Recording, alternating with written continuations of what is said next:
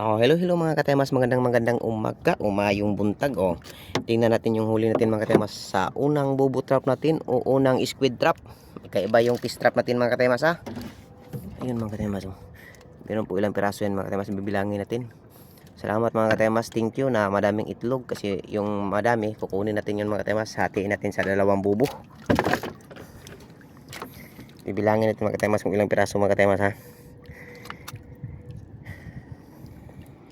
Ayan mga katemas, so unang fish trap po natin ito mga katemas, so unang bubo trap. Ayan po yung nukos natin pagka freeze kayo mga katemas. Oh. Ito yung pangalawang nukos. Yun, pagka freeze ko kasi itong nukos mga katemas, freeze na freeze. Yung buhay niya mga katemas, yung kulay green, mga katemas, yan po yung buhay niya mga katemas ng nukos, kasi yan po yung ata niya. Kung sa tao pa yan mga katemas, yan po yung kanyang dugo or blood. Ito mga katemas, oh. Meron po tayong tatlo. Sana mga katemas maragdagan po yung huli natin. Meron po tayong 4. Yan, pansin nyo po mga katemas, magkaibang kulay. Oh. Yan, mamaya lang mga katemas, ganyan yan. Buhay pa yan. Oh. Magalaw pa. Ito mga katemas. Oh. Ito buhay pa. Yan. At yung itlog mga katemas, yun kukunin natin kasi ilagay natin sa ibang bubo trap o sa ibang squid trap natin mga katemas. Thank you. Abang-abang na po tayo mga katemas sa ating next bubo. Sana malagdagan yung huli natin.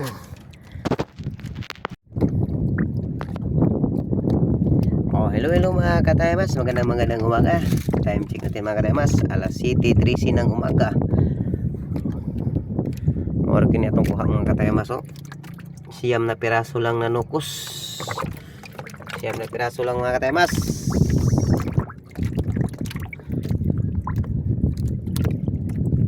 Walang iba. Pansin nyo po mga katemas, maraming tubig yung ating bangka. Kasi dito mga katemas, nabutas yung ating bangka kanina. Ngayon mga katemas, malakas. Oh. Lalo ng bubo na ng kanto. Sobrang lakas yan mga katemas, kaya tinapala lang natin ito ng chinilas. Yan,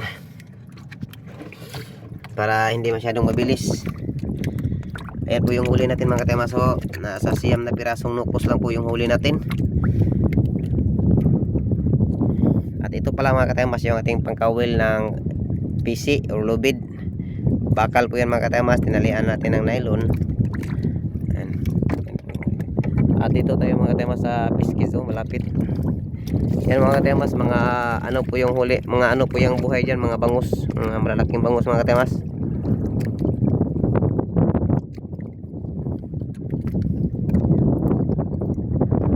Malakas yung hangin mga katemas at malon-alon yung dagat, kaya tapos pauwi na tayo. Tapos na po rin tayong magliba ng ating bubo trap o squid trap, kaya tayo mga katemas ay uwi na. Thank you sa katuloy mo pagka-subscribe sa itong YouTube channel mga katemas. Baka naman pagka-subscribe dyan at mahingi na yung like. Isang like naman dyan. Ayan mo mga katemas. At i-hit ang notification bell para update ko tayo sa ating mga friskong isda at friskong nukos. Okay mga katemas, thank you. Bye bye. Oh, hello mga katemas, magandang hapon. Time check natin mga katemas, alas 2:05 ng hapon. Adlaw day karon mga katemas ng Friday ng hapon o Bernis ng hapon. O yan mga katemas, meron po tayong huli dyan. Oh. Sa isang bubo natin yan mga katemas, unang bubo 5 maya-maya.